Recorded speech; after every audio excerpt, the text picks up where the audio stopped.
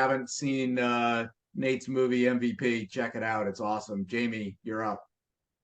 Nate, good to see you again. And Yeah. so you obviously I've gotten to hear a lot of your story, totally amazing. But one of the things that stands out for me is you are incredibly generous with your time, with everything. I mean, you're always giving back. You've always got this mission to help, helping with MVP or whatever it is you're doing. And you've just wowed this group. I think you have some hardcore lifelong fans here. How can we best support you? Is it watching the movie, getting you speaking engagements, donating to MVP, following you, all of the above? How do we support you? How do we get back to you? Yeah, I I know you hate appreciate this question. Sorry. yeah, no, I appreciate that. I mean, I think first of all, the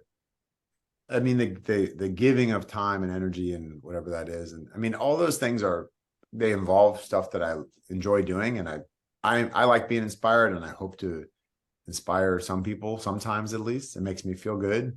But pretty much all of those things, even the giving, like or the showing up and the volunteering and the work in the nonprofit space, like I'm getting something out of that. You know what I mean? I'm not going to say that's transactional because I don't think that's what it is. It's not that kind of relationship, but it's absolutely fulfilling. And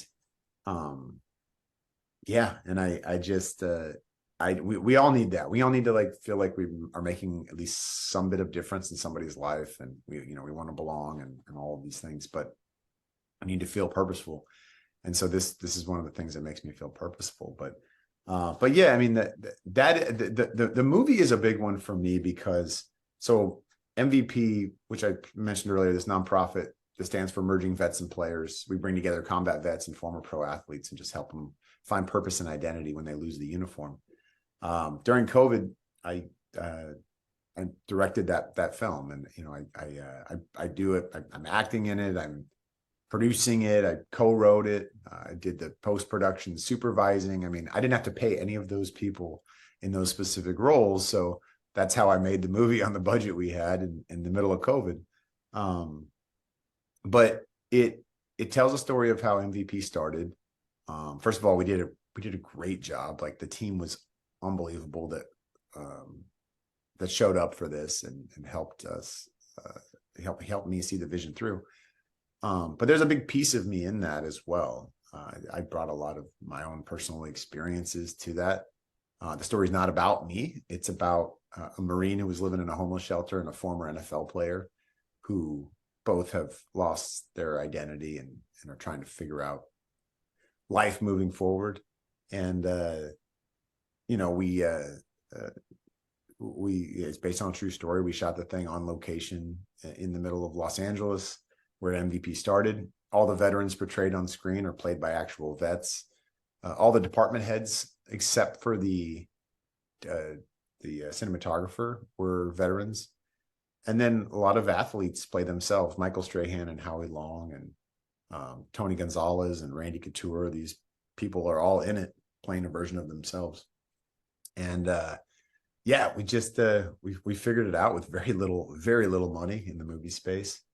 But this is what I'm doing now, and this is what I love to do now, is like storytelling and finding ways to inspire through film and television. And I've got a few other projects in the works right now. Some of them are pure entertainment, and some of them have a cause or a sort of an important message behind it. But either way, like, pure entertainment's important too. I definitely enjoy that. So yeah, please go watch MVP. It's available on Amazon Prime and Apple TV and Showtime and a few other places, and share about it, if you feel so inclined. And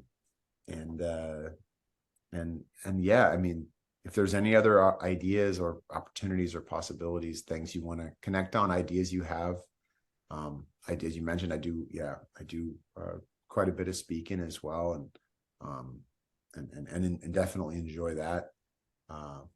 But yeah, whether it's with the organization, through the charity or not, I'm always down to at least have a conversation about things. Don't ever feel like, this doesn't just go for me, just generally, I think people often assume someone's just going to say no, or they're too busy or whatever. And so they're sort of afraid to reach out or to bother, and they don't want to, they don't want to get rejected or whatever. So they just don't even ask. And that's a huge disservice to yourself and to the other person, because that person may be very interested in what you're pitching, and they may want to help, and they may want to be a part of it. And it may be exactly what they're looking for. You never know. So, yep. Yeah.